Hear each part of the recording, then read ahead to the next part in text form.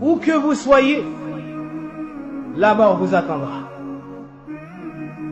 Où que vous soyez, la mort vous attendra. La seule solution est de se préparer pour ce jour. Le jour où l'ange de la mort va venir récupérer ton âme. Et il arrivera. Ne pense pas que ce moment-là est loin de toi. Il peut arriver à tout moment et personne n'a la garantie. La mort, c'est un malheur. C'est une chose qui est très grave.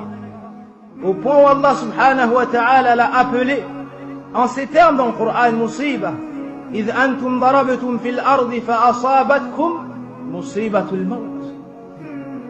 Allah subhanahu wa ta'ala a appelé la mort musiba, malheur. Dans quel état seras-tu, ô serviteur d'Allah, lorsque la mort se présentera à toi? Les gens seront autour de toi. Ton épouse te regardera et pleurera. Tes enfants tenteront d'amener un médecin. Et d'autres un raqi. Qila man raq ay man yarqi. Hal min tabibin yudawi. Est-ce qu'il y a quelqu'un qui pourra lui faire ruqya? Est-ce qu'il y a quelqu'un, un médecin compétent pour le soigner? Mais lorsqu'Allah Azza wa Jal décrète cette chose, personne ne peut la repousser. Ni l'imam pieux qui sait faire ruqya, ni le médecin qui a fait de longues études. Allah nous décrit lorsque l'âme atteint la gorge et qu'à ce moment-là la personne voit cette réalité. Personne ne pourra lui rendre son âme. Lorsque les affres de la mort s'abattent sur celui qui agonise, voici la chose de laquelle tu fuyais. Tu étais distrait. Tu ne t'es pas préparé pour ce jour. Hada huwa as-sabab. Voici la grande cause qui pervertit les gens. Le fait d'être distrait du retour vers Allah, de la mort, de ses affres et du jugement dernier. Et de tout ce qui se passera après la mort.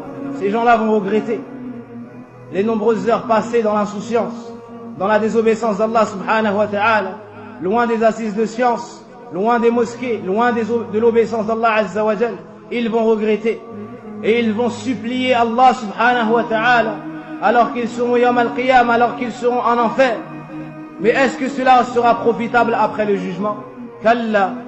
Et lorsque la mort vient sur l'un d'entre eux, il dit: ô mon Seigneur, fais-moi revenir. Pourquoi est-ce qu'il souhaitera revenir à ce moment? Est-ce que c'est pour voir son épouse? Est-ce que c'est pour voir ses enfants?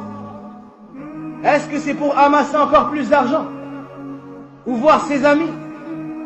Ou profiter de ce bas monde comme nourriture et boisson? Pour perdre son temps devant la télé comme il le faisait fit dunya? Non, cher frère. La'alli a'malu salihan fima tarakt. Afin que je puisse faire des bonnes actions, contrairement à ce que je faisais auparavant.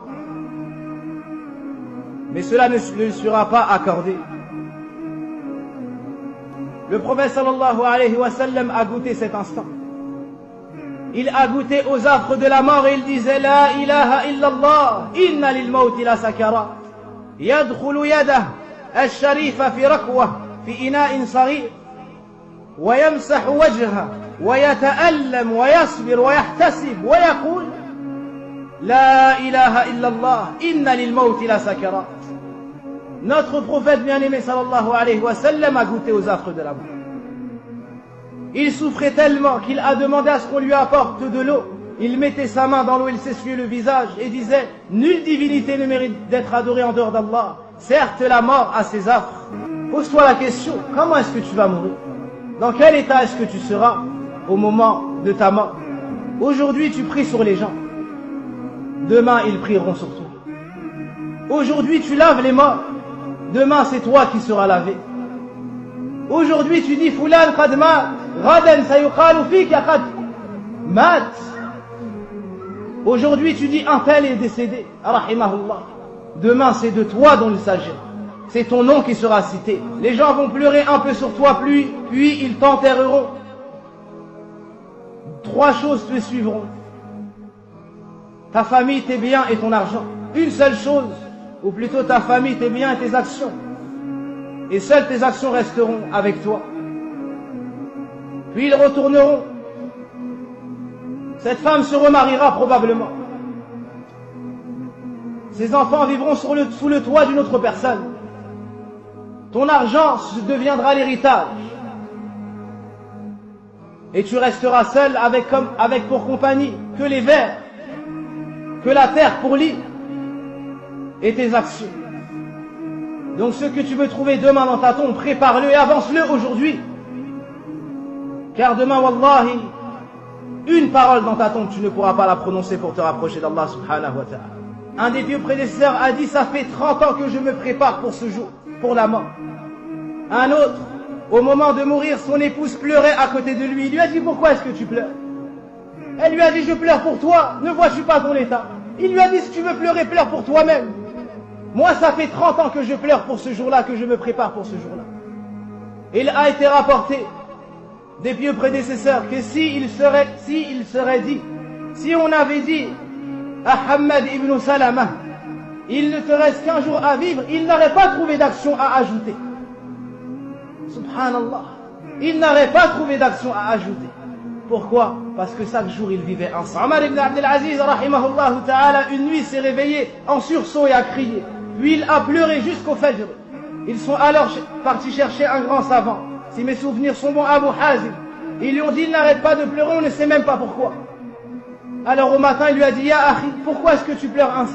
Il lui a dit, je me suis rappelé un verset du Coran où Allah subhanahu wa ta'ala nous dit qu'il va nous faire montrer des choses auxquelles nous n'avions pas pensé. Et j'ai peur de ce que je vais trouver ce jour-là. Alors Abu Hazim s'est mis à pleurer avec Omar ibn Abdel Aziz. Si après la mort, ne pensez pas que l'affaire s'arrête.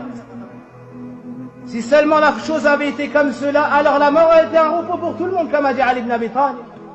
Mais non, après la mort, il y a l'épreuve de la tombe, puis il y a la résurrection, puis il y a le jugement.